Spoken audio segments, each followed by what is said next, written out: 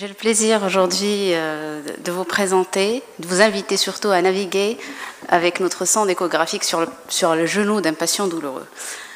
Alors, pourquoi choisir ce thème? Parce que tout simplement le genou est l'articulation la plus complexe de notre organisme. C'est d'une part du fait de son anatomie complexe et d'autre part du fait de sa fonction aussi complexe. C'est une articulation portante. Donc, devant un patient douloureux, nous sommes dans l'obligation de faire une démarche diagnostique très rigoureuse. Et l'objectif de ce topo, c'est de voir justement quel est l'apport de l'échographie, jusqu'où peut-elle nous accompagner dans le diagnostic d'une gonalgie. Alors, nous allons aborder l'apport de l'échographie dans différentes pathologies articulaires, abarticulaires, les ressauts, lésions méniscales, lésions ligamentaires, atteintes nerveuses et, pourquoi pas, atteintes osseuses aussi. Nous commençons par la pathologie articulaire. Nous avons abordé 3 chapitres. La gonarthrose, qui est la principale affection qui touche le genou, les pathologies microcristallines, brièvement, et l'instabilité fémoro-patellaire aussi.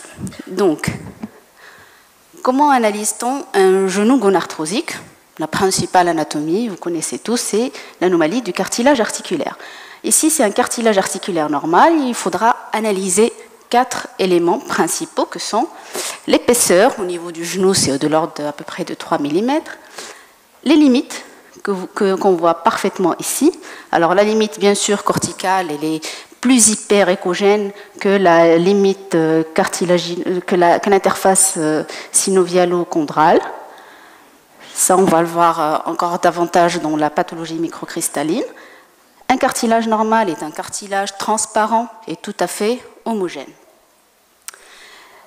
Les lésions arthrosiques au cours de l'arthrose ont été gradées et classées par l'OARSI, et on s'y grade en analysant les limites qui deviennent de plus en plus floues, le contenu cartilagineux, l'échogénicité qui deviennent floues, pas claires, jusqu'au pincement global du cartilage articulaire. On peut avoir différentes lésions élémentaires, vous les savez tous, la synovite, l'ostéochondromatose qui va se manifester par des corps étrangers qui sont mobiles sous la sonde articulaire, le refoulement et l'extrusion du ménisque qui va refouler le ligament collatéral médial, le kyste poplité, l'ostéophytose fémorotibiale, fémoropatellaire et les érosions. Vous allez me dire, la gonarthrose est un diagnostic radioclinique. Pourquoi allons-on à l'échographie? Eh bien, tout simplement parce que l'échographie permet déjà de détecter des lésions assez précocement par rapport à la radiographie standard. Elle permet de détecter des anomalies cartilagineuses, mais aussi une ostéophytose. Chez un patient gonarthrosique douloureux, alors cette étude a comparé 2 groupes. Tous les patients sont gonarthrosiques. Le premier groupe est asymptomatique et le deuxième est symptomatique. Et l'échographie a permis de détecter et de mettre le doigt sur la raison de cette douleur persistante et surtout pour la présence d'épanchements et de kystes poplités.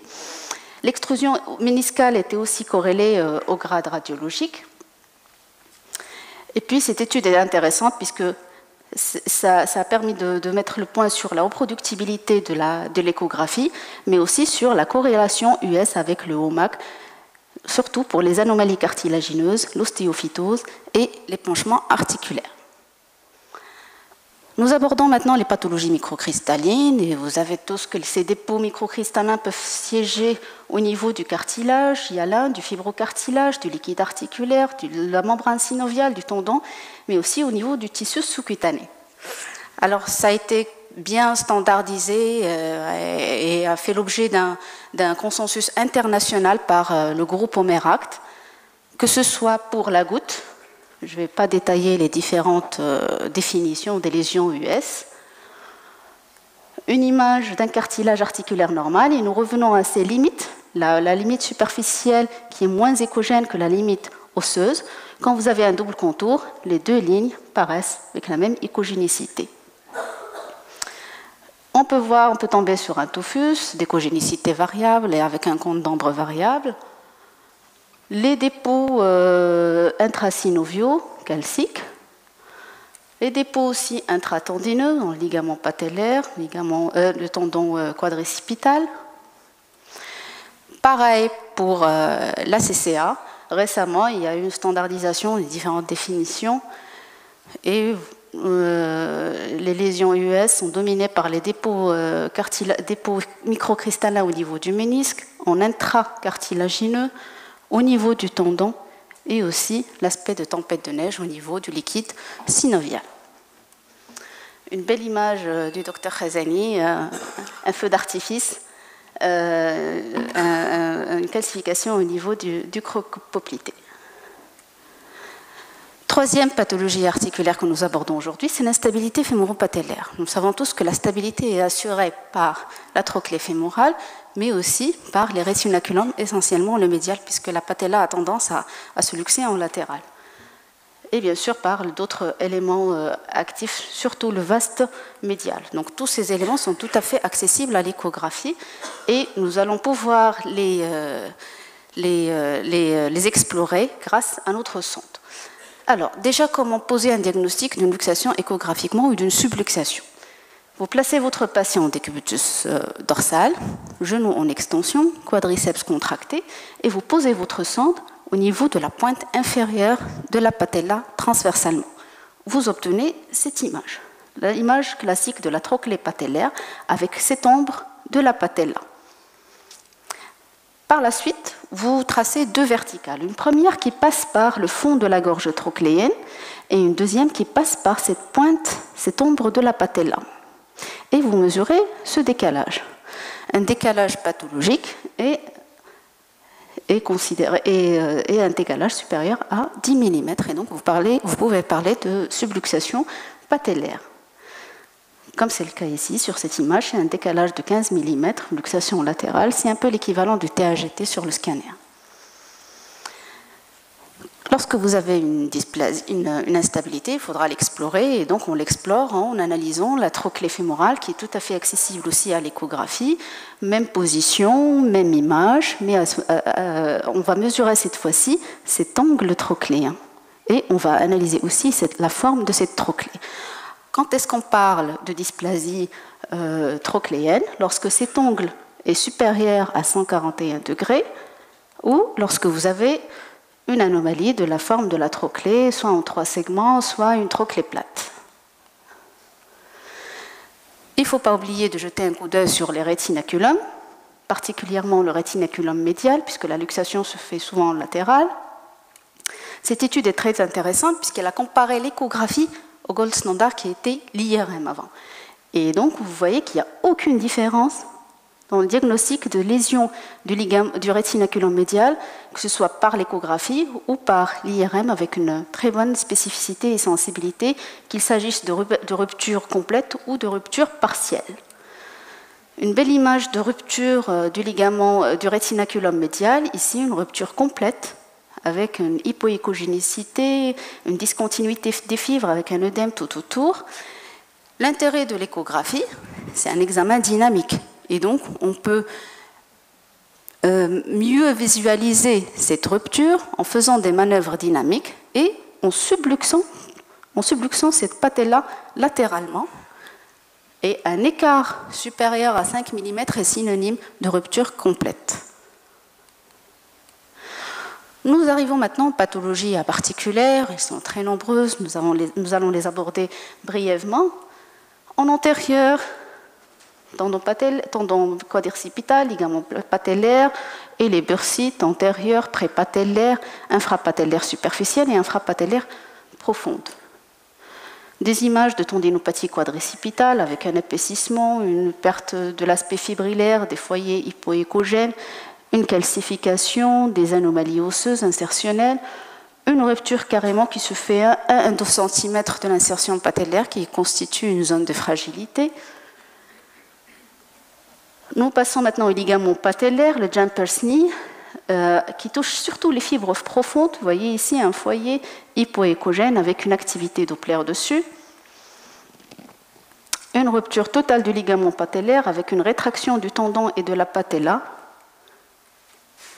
Les ostéochondroses, la plus fréquente, c'est l'os gauche-scalaire. Vous voyez ici la fragmentation de la tuberosité tibiale avec la bursite infrapatellaire profonde et les anomalies que vous voyez bien que vous notez bien sur le ligament patellaire. La deuxième ostéochondrose qui touche l'insertion proximale au niveau de la pointe inférieure de la patella, avec toujours cette fragmentation de la patella et les anomalies du ligament bien visibles à l'échographie. Des images de bursite prépatellaire, une bursite infrapatellaire superficielle et la bursite infrapatellaire profonde. En médial, la teinte est dominée par la tendinite de la patte doigt, vous avez ici une énorme bursite en coupe longitudinale et en coupe transversale, et on voit bien les trois tendons, le sartorius, le gracile et le semitendineux. En latéral, deux éléments principaux qui sont touchés, le tractus iliotibial sur le tubercule de Gerdy et le tendon du biceps qui s'insère en Y sur la tête de la fibula. Ici une image normale de ce tractus iliotibial et ici une tendinite avec un épaississement, carrément une avulsion osseuse. Pardon, non, ce n'est pas une avulsion, c'est une tendinite qui s'est faite sur un conflit avec un matériel, sur une PTG. Le tendon du biceps fémoral qui est tout à fait rompu ici au niveau de son insertion fibulaire. Et on arrive à la région postérieure. La région postérieure, c'est le poplité et le semi-membraneux qui se termine en deux avec un tendon direct et un tendon réfléchi. En trans, vous voyez très bien une coupe qui est réalisée à ce niveau-là, une belle tendinopathie poplitée avec un tendon augmenté de volume, du liquide tout autour qui est complètement hétérogène. Une tendinite du semi-membraneux, un aspect normal du tendon, et ici vous voyez bien l'anomalie tendineuse avec hypoéchogénicité, épaississement et du liquide tout autour. Le kyste poplité aussi, donc il faut le rechercher à ce niveau-là, entre le semi-membraneux et le gastrocnémien. Voici une image d'un kyste poplité. Nous abordons maintenant les genoux avec ressaut. Alors, le ressaut peut être perçu à différents niveaux, soit en antérieur, en médial ou en latéral. En antérieur, c'est le syndrome de friction fémoro-patellaire. En latéral, c'est le syndrome de l'essuie-glace, le tendon du biceps fémoral qui peut aussi être à l'origine de ce ressaut. Le tendon poplité aussi qui peut sortir de sa fosse poplité. Et en médial, c'est les tendons de la patte doigt. Et nous allons dire un mot sur le ressaut, sur une prothèse totale du genou. Le syndrome de friction fémoro-patellaire, il correspond à un conflit entre le ligament patellaire et le condyle fémoral latéral, qui va piéger la graisse de Hoffa, qui va s'inflammer, va devenir hypoéchogène avec une activité Doppler. Et lorsque cette lésion devient chronique, évolue vers la chronicité, nous pouvons avoir carrément un kyste sous-patellaire droit en coupe longitudinale. Quand vous avez un syndrome de friction fémoro-patellaire, il faut penser à rechercher une patella ossituée, qu'on appelle patella alta, qui est schématisée sur cette coupe IRM. Une patella ossituée favorise tout à fait ce type de conflit. Et aussi la subluxation latérale. Quand la patella est subluxée latéralement, elle favorise ce conflit et ce piégeage de cette graisse de Hoffa entre le ligament patellaire et le condyle fémoral latéral. Le syndrome de l'essuie-glace, que vous connaissez tous, c'est un conflit entre la bandelette iliotibiale, pas au niveau de son insertion, un peu en amont, en contact du condyle fémoral latéral. Des images de ce syndrome, donc vous voyez ici l'épaississement, le tractus iliotibial, l'épaississement, l'activité Doppler, une énorme bursite ici et des fois des anomalies, vous pouvez tomber sur des anomalies osseuses avec des érosions. Une vidéo pour schématiser ce ressaut. Donc vous voyez bien le ressaut, le condyle fémoral et clac. Voilà le syndrome de l'essuie-glace. L'échographie est un examen très pertinent pour diagnostiquer cette anomalie. Le biceps fémoral. Pourquoi il y aurait un ressaut au niveau du biceps fémoral? Du fait de différentes variantes anatomiques de l'insertion de ce tendon qui s'insère, comme nous l'avons dit tout à l'heure, en Y, un chef court qui s'insère sur le tibia et un long chef qui s'insère sur la fibula. Et donc, en raison de différentes variantes anatomiques, absence du chef long, jusqu'à une anomalie osseuse, une hypertrophie de la tête fibulaire, peuvent prédisposer à ce type de pathologie. Une autre vidéo. Le tendon biceps, lors de mouvements de flexion-extension, qui va être à l'origine de ce ressaut qui est très bien visible à l'échographie. Le tendon poplité au niveau de sa fosse poplitée peut également être à l'origine d'un ressaut. Il va sortir de cette fosse lors de mouvements de flexion entre 0 et 90 degrés. Et ceci pourrait être favorisé par certaines pathologies, notamment une ostéophytose ou un matériel, notamment une prothèse. Pour les tendons de la patte doigt, alors le tendon gracile et le tendon semi-tendineux peuvent entrer en conflit avec le condyle tibial médial. Nous allons le visualiser sur cette vidéo. Clac. Vous voyez ici le ressaut sur le condyle fémoral, le condyle tibial médial. Ressaut PTG, et PTG c'est le fameux patellar clank syndrome, c'est en fait un nodule fibreux, un conflit entre un nodule fibreux suprapatellaire qui va passer à travers l'échancrure intercondylienne prothétique au cours du mouvement de flexion et surtout lors du retour à l'extension du genou.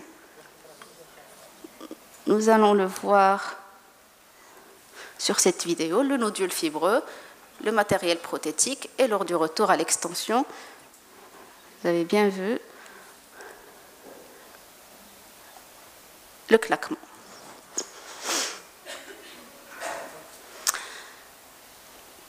Autre pathologie, quel apport de l'échographie dans les lésions méniscales? Alors, nous avons l'habitude, lors des explorations des ménisques, de mettre la sonde latéralement ou médialement. On n'a pas l'habitude de l'explorer tout autour du genou. Alors, vous voyez, c'est une coupe antérieure, c'est la corne antérieure du ménisque qui est très bien visible à l'échographie. Donc, il ne faut pas hésiter à le balayer et aller d'avant en arrière pour explorer la totalité du ménisque. Enfin, quand je dis la totalité, c'est la partie bien évidemment accessible à l'échographie. On ne parle pas des lésions profondes dans lesquelles il faudra aller à l'IRM pour mieux les explorer. C'est des coupes postérieures du ménisque qui est parfaitement visible à l'échographie. On peut tomber sur une fissure méniscale qui est très bien visible à l'échographie avec une bonne sensibilité, une bonne spécificité. Et vous voyez ces images linéaires, ça passe pas très bien ici, une image linéaire hypoéchogène ou anéchogène qui traverse l'épaisseur du ménisque. On peut aussi tomber sur un kyste méniscal et qu'on peut infiltrer parfaitement sous échographie. Alors, ce qui se traduit par une masse anéchogène à proximité du ménisque et il faudra rechercher, parce qu'elle est souvent associée à une fissure méniscale. Et vous voyez aussi la fiabilité de l'échographie dans cette pathologie. Ou tout simplement l'extrusion, comme on a vu tout à l'heure, dans le cadre de pathologie dégénérative, une extrusion méniscale dégénérative.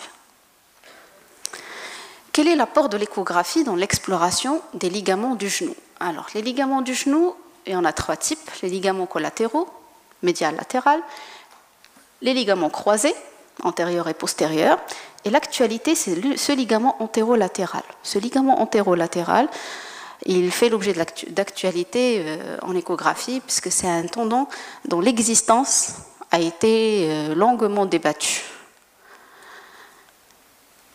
Nous commençons par le ligament collatéral médial, qui s'insère qui est le plus long ligament de l'organisme. Sa pathologie, sa lésion siège essentiellement au niveau de la partie proximale et il s'agit souvent de lésions partielles, rarement, beaucoup plus rarement de lésions totales. Et il ne faut pas oublier de rechercher systématiquement une lésion associée du rétinaculum puisqu'il s'insère, il passe à ce niveau-là, rétinaculum médial, et une pathologie du ligament collatéral médial est souvent associée à une pathologie du rétinaculum aussi. Échographiquement, vous avez cette image, le ligament collatéral médial. Il faudra rechercher différentes lésions élémentaires, son aspect fibrillaire, une anomalie de son aspect fibrillaire, un foyer hypoéchogène, et aussi, surtout, son épaisseur, qu'il s'agisse aussi bien au niveau de son attache fémorale qu'au niveau de son attache tibiale, qui ne doit pas dépasser certaines mesures. L'échographie, on revient à l'aspect dynamique de l'échographie. On peut s'aider d'un valgus quand on examine le ligament collatéral médial pour explorer cet espace articulaire. Lorsqu'il est élargi au-delà de 5 mm, c'est pathologique. Alors, vous voyez ici cet espace en position neutre. Lorsque vous faites un valgus, il risque d'augmenter en cas de lésion du ligament collatéral médial. L'entorse du ligament collatéral a été gradée échographiquement. C'est une classification qui se superpose grossièrement à la classification IRM. Donc ici, c'est un grade A avec un élargissement, un épaississement du ligament, de l'œdème tout autour, une activité Doppler. Grade 2 correspond à la rupture partielle du ligament et le grade 3, c'est la rupture totale du ligament. Quand cette lésion ligamentaire n'est pas traitée à temps, quand elle évolue vers la chronicité, il se développe la fameuse calcification de Pellegrini-Estedar, qui est tout à fait visible à l'échographie et qui peut engendrer, elle aussi, un conflit et être à l'origine de douleurs médiales au niveau du genou. Nous arrivons au ligament collatéral latéral, c'est la même sémiologie que le ligament collatéral médial, épaississement, activité Doppler et les mêmes grades, les mêmes stadifications, donc on ne va pas s'attarder là-dessus. Et nous arrivons au ligament antérolatéral qui constitue, comme j'ai dit tout à l'heure, l'actualité. Alors c'est un ligament, c'est une étude cadavérique, une série de cadavres, une étude échographique. Et ils ont disséqué, ils sont arrivés pour mieux connaître l'anatomie de ce ligament et les différentes variantes anatomiques de ce ligament. Alors, ce ligament, il vient bien sûr du condyle fémoral, à ce niveau-là. Il vient s'insérer au niveau du tibia, juste derrière le tubercule de Gerdy. Donc, pour le localiser, il est situé entre le tubercule de Gerdy et le chef-court du biceps qui s'insère aussi sur le tibia. Donc pour le localiser, pour le repérer échographiquement, vous vous placez sur le tubercule de Gerdy et vous faites une petite translation postérieure pour retrouver ce ligament. Une image échographique normale en coupe planche et en coupe trans avec en avant l'insertion du tractus iliotibial et en arrière c'est le chef-court du biceps. C'est une étude intéressante qui a recherché les lésions de ce ligament. Parce que pourquoi on s'intéresse tant à ce ligament? Parce qu'il est souvent lésé en cas d'atteinte du LCA, du ligament croisé antérieur. Cette étude avait comme objectif de décrire et de classer les différentes lésions de ce ligament au cours d'atteinte chez des patients avec une lésion du LCA. Ils ont obtenu différentes images échographiques et ils ont permis de grader les différentes lésions de ce ligament. Grade 0, insertion tout à fait isoéchogène, c'est l'aspect normal du ligament. Grade 1, c'est cette insertion tibiale qui devient hypoéchogène. Grade 2, c'est ça, l'insertion qui devient complètement anéchogène. Et le grade 3 correspond carrément à l'avulsion osseuse, c'est la fameuse fracture de second. Et donc les auteurs concluent que dans un tiers des cas, chez les patients atteints de lésions du LCA, vous trouvez une lésion de ce fameux ligament antérolatéral et ils ont permis d'élaborer cette classification. Une deuxième étude faite aussi chez des patients atteints de lésions du LCA et cette fois-ci qui a comparé l'échographie versus IRM. Et vous voyez parfaitement que l'échographie est carrément supérieure à l'IRM dans l'exploration de ce ligament, puisque, regardez, on prend par exemple l'exemple de la fracture de second. Alors, il n'y avait qu'une seule fracture visible à la radiographie standard. En IRM, on en a vu 4, et à l'échographie, 15.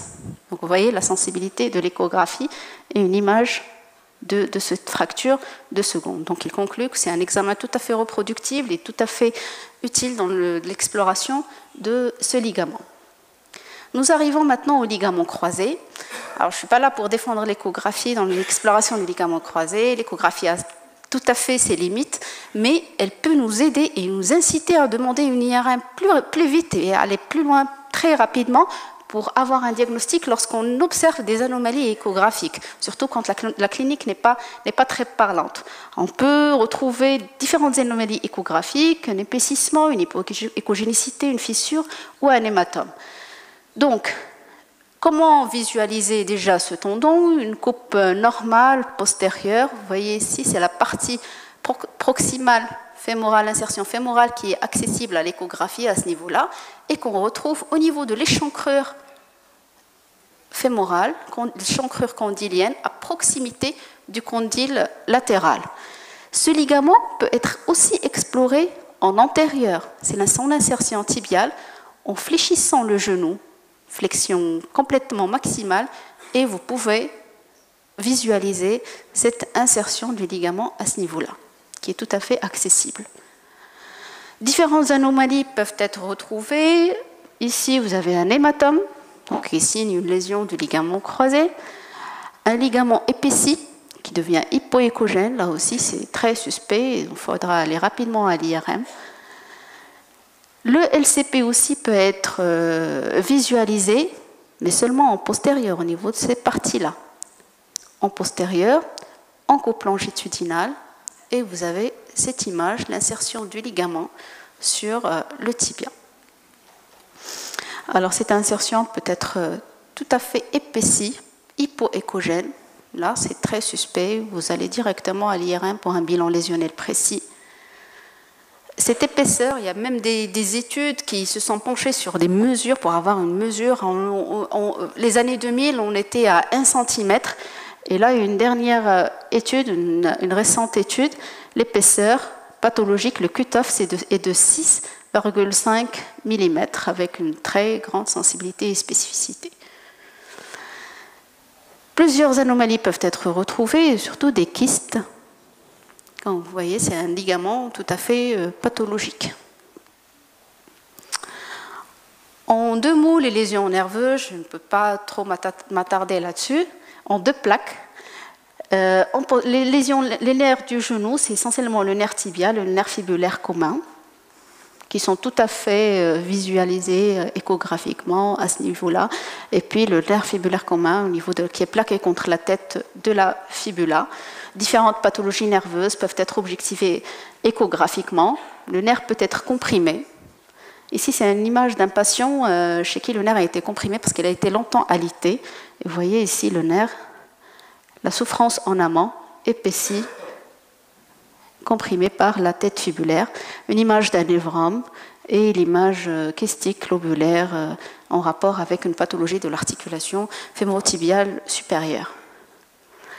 2 mots aussi sur la pathologie osseuse. L'échographie peut nous renseigner sur l'ostéomyélite aiguë. Ici, c'est une série d'enfants qui ont été suivis pour ostéomyélite et chez qui l'échographie a permis de poser un diagnostic précoce et d'assurer aussi le suivi de ces patients. Puisque c'était des enfants, ça permettait d'éviter de faire des radiographies de contrôle à chaque fois et donc qui ont été suivis échographiquement. Il y a eu différents signes échographiques. Le premier signe par ordre chronologique sont l'épaississement périosté, une collection liquidienne juxtacorticale Et puis par la suite se développe l'abcès sous périostée à ce niveau-là, avec bien sûr une activité Doppler. Et au bout d'une semaine, vous pouvez déjà voir des érosions osseuses. Le Fabella syndrome, la Fabella c'est un os numéraire postérieur qui se situe à ce niveau-là, plaqué contre le condyle fémoral latéral et qui peut être aussi siège de différentes pathologies, fractures, dislocations, et l'échographie peut être tout à fait utile dans l'exploration de cet os. Donc vous voyez bien que l'échographie finalement peut être un excellent compagnon dans l'exploration d'un genou douloureux, et j'espère que je vous ai donné envie d'explorer davantage les genoux de nos patients échographiquement. Je vous remercie.